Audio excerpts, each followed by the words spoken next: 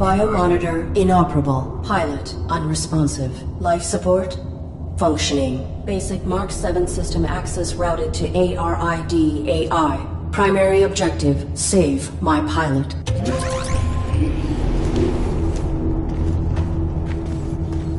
Accessing on-suit logs. Mission parameters and location data not found.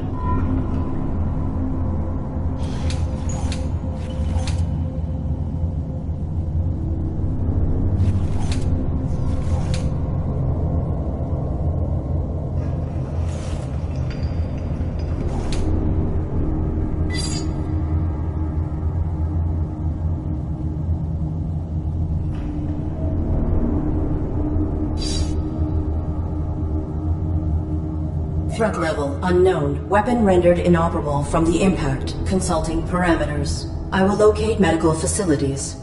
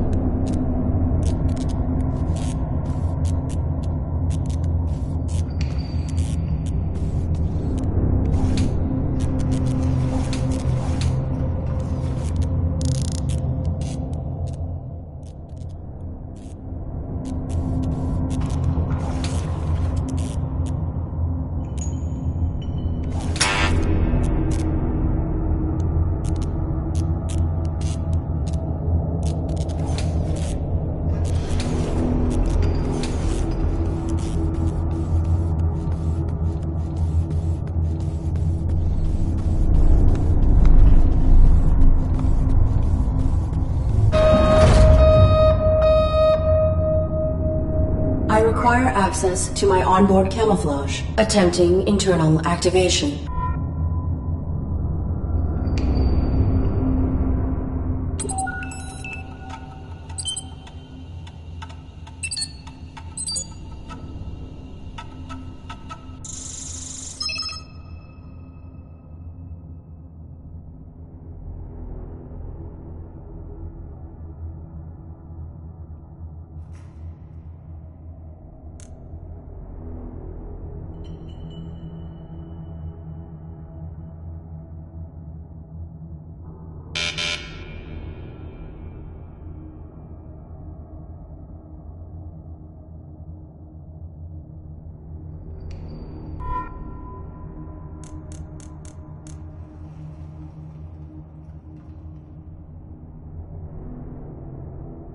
Subsystem access requires authorization, but I may need these systems to safeguard my pilot.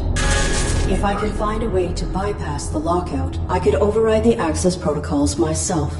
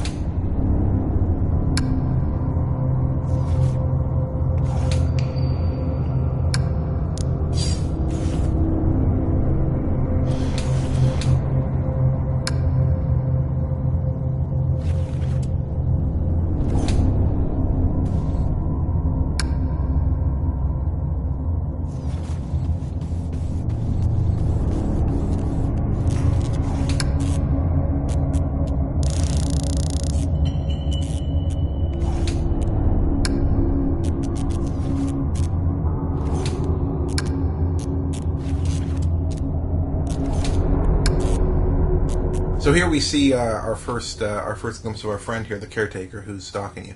Yeah, our dear friend, the caretaker. This is kind of our first mystery. Yeah, so The Fall is very much about mystery because it's about exploration. Right. And so those two things go hand in hand. And we want to compel the players forward with the mystery. Mm-hmm. And we want to give them solid answers to that as rewards as they're going along. Because if we don't, then it just becomes this endless drudge through unanswered questions forever. Yeah, like a rabbit hole. I hate that more than anything else. Something I wanted to stay away from in The Fall is when you have like really, really compartmentalized question and answer. And there are game formats where that's appropriate, but you have a question in front of you and then you figure out the answer. Done, wrapped, shipped. Move on to the next one. We really wanted to create an environment where the mystery would unfold and you would get an understanding, and that would give you a better foundation in the world. To open up more mystery. Or the mystery that you've solved would take on a new form, a new meaning. This guy here, obviously, we figure out who he is relatively quickly, but there are other bigger mysteries. The other arrow on the cross, who are they, why are they there? Where is Joseph? What really is or isn't really wrong with Aaron? I've Some of played these things other will be games revealed that have later, a lot of of course, exploration, in Metroid the Prime being a upcoming really good parts. example. But most of the gameplay revolves around platforming and shooting and that kind of stuff, which is fun. There's nothing wrong with it. But I was really inspired to make a game where players had to pay attention and players had to read, and that was the central thing that really moved the gameplay forward.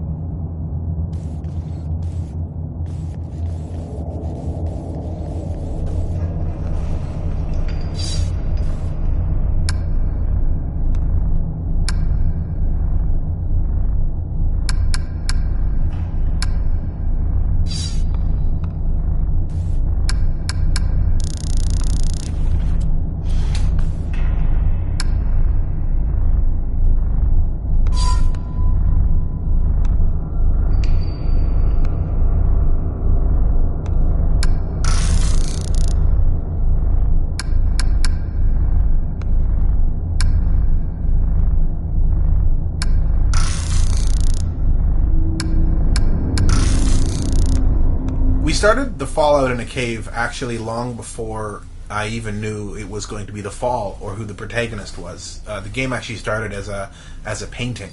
So it really kind of started about feelings more than anything else, and it came into a more cohesive story as we started exploring, who the character was and what we wanted to do, and we really just kind of started connecting dots. Every game up until now, I've always wanted to have this really complex idea and, make this interesting thing, but this is the first thing that I've ever made or worked on. In one of its early incarnations, where I didn't have any idea what I was doing at the beginning. In one of its early painting. And I think starting in a more intuitive, unconscious place, with working with feelings, is probably a good place to start with a project. And then once you get that feeling out there where you can stick your fingers into it like pudding, then you can start analyzing it. Right. And making rational, logical connections between what your gut was telling you wanted to play in.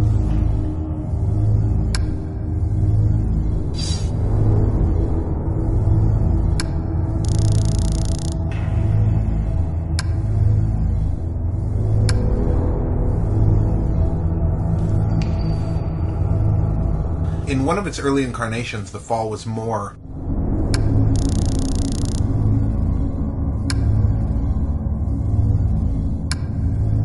In one of its early incarnations, the Fall was more about a deep analysis of what rigidity looks like. One of the ideas that anytime you've got a system that's really rigid and really limited, you tend to have these loopholes that people use that allow them to stick with their rigid system, but also give them access to what's outside that system. And of course, as the story progresses, we find out that the Fall is sort of more about a general... Less about supporting the system by using the loopholes, and the system begins to deconstruct because of the loopholes. Yeah, you got it, exactly. One of the things I've really been interested in for a long time is how story and gameplay interact. So the goal with the Fall, and probably the number one goal with the Fall actually, was to create puzzles in a way that caused players to think in a way that kind of opened their mind up for the story. By putting them in a position where they're forced to find loopholes in the system that we provide them, then theoretically they should have a felt almost tactile experience of what we then want to explore with the story.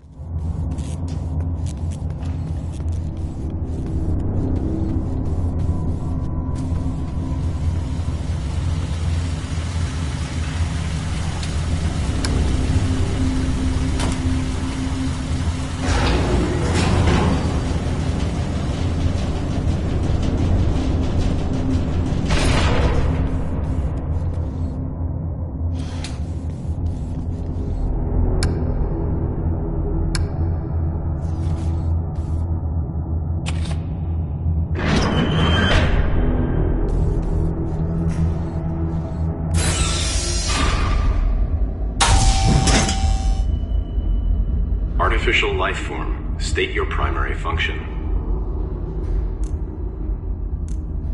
I am the ARID on board this Mark 7 combat suit. My intentions are peaceful. What is your designation? Mark 7 ARID. State your primary function. Negative. Reveal your designation and intention. You are being evaluated for depurposing. State your primary function.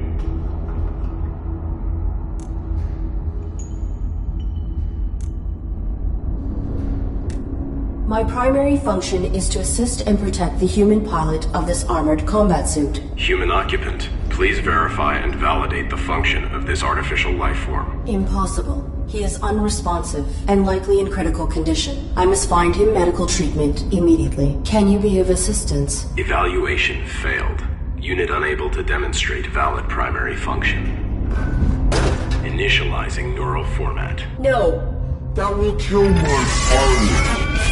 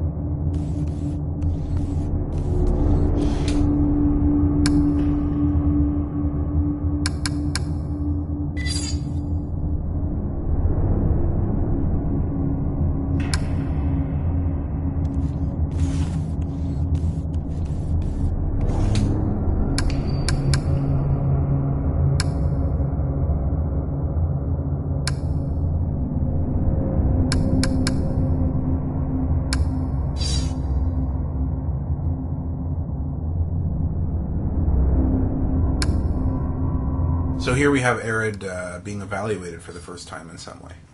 She's being held to a set of rules that aren't fair or don't really fit her. Yeah, that she hasn't agreed to participate in. Right, exactly, yeah. Yeah. But her survival is at stake nonetheless. Yeah, and ultimately, all of the AIs in this world are participating in a set of rules that they didn't agree to. It's what they were programmed to. Right, yeah. And it's negotiating their relationships with those things. So Arid has her protocols that are informed upon herself, and now here she's trying to fit into this other guy's rule set that she's not even really aware of what's going on there. I think it's really important when you talk about rules to a certain extent that as long as, or to the extent that they're unconscious, it's important to understand that a lot of rules are completely and totally arbitrary. People hold themselves to these systems of rules that really don't necessarily match them or their goals or even the greater good or any sort of moral sense. And of course, as somebody wakes up and can choose to live their life by their own rules or a set of rules they think is more healthy, then that's another thing completely. But I think all the rules that we hold error to are almost completely baseless in a way. Yeah, for her as an individual. Anyway, they're completely externally imposed upon her. Right. And that's that relationship to validation, where if your rule set, the thing that you're living by, is something externally imposed, even though it's literally internal for her, but ultimately it's an external reality, then your validation is equally going to have to be an external thing.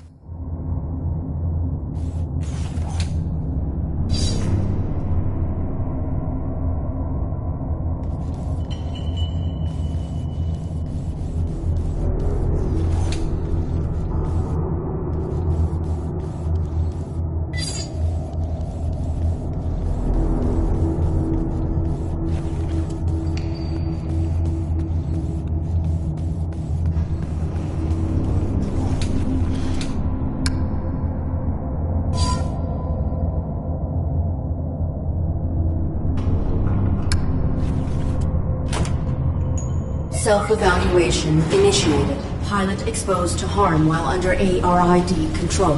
Logging recommendation for ARID diagnostic and reformatting upon return to dock. Edit row. Ultimately, Pilot was not harmed and ARID networking suite was brought online. This system may be instrumental to ensuring survival.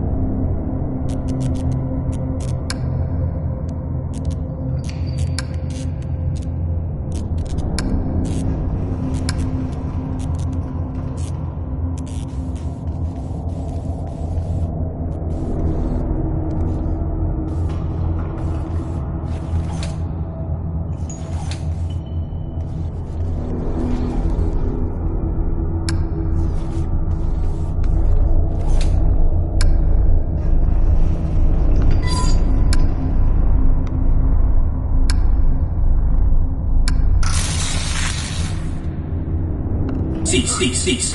Please identify yourself and your intentions. My inputs are inoperable. I am the ARID on board a Mark 7 combat suit. My intentions are peaceful. Does your pilot require assistance? Negative. The human inside the suit is dead.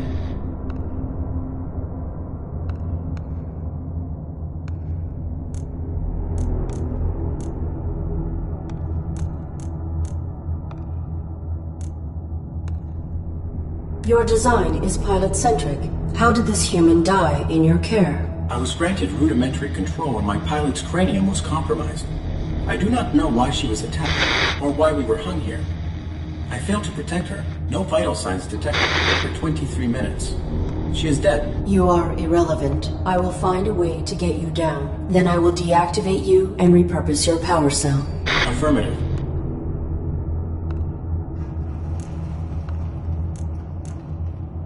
I do not have record of this location, or of my pilot's objective. Our deployment was likely for the same operation. Please disclose your human's mission directive. State your pilot's clearance. 5th Quadrant Raven Division, clearance level 7, 533172. Processing. Clearance level not sufficient. I encountered a modified droid in some type of evaluation chamber. I am uncertain if its function is hostile or narrowly programmed. Do you know why it interrogated me? Negative. You were not interrogated. Have you encountered any organics? The indigenous flora and fauna are aggressive closer to the surface. The only organic I have encountered here is the animal who took my sidearm. Is your weapon functional? Mine was damaged. It was.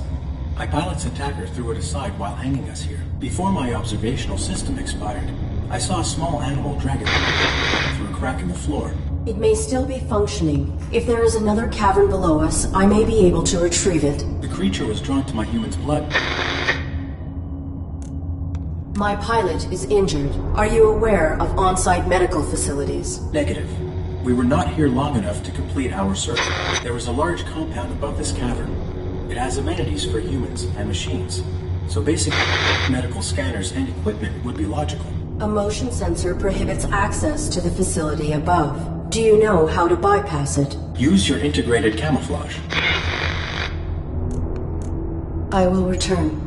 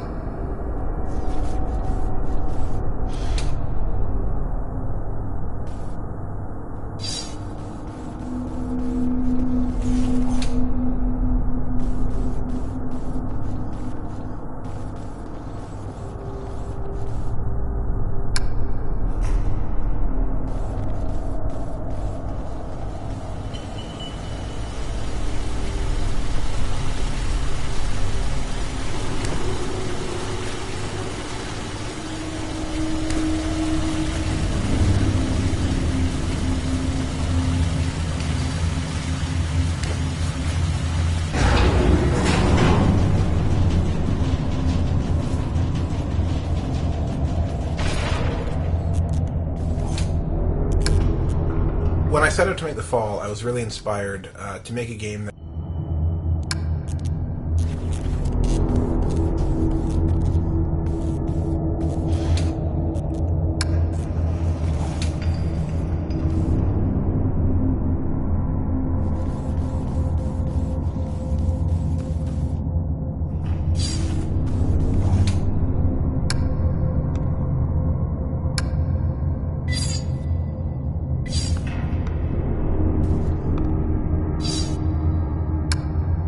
Cease.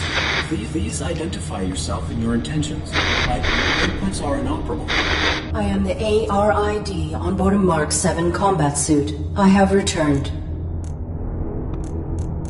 I will return.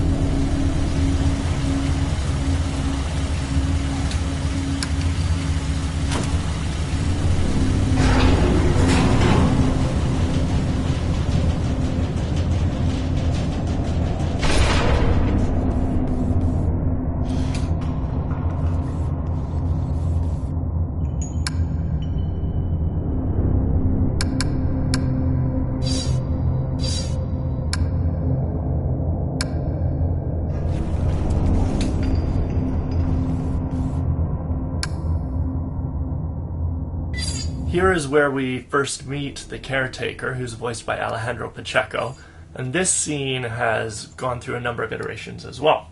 it's kind of hard to imagine that this scene was so completely different at the beginning, because he fits so well here.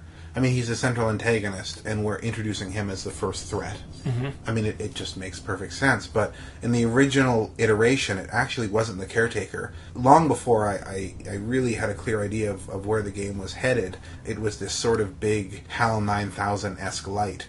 And when Caleb and I sat down and we really started looking at what the story needed to become and all the elements that I had and how we could make it work, putting the caretaker in that scene was just an obvious no-brainer.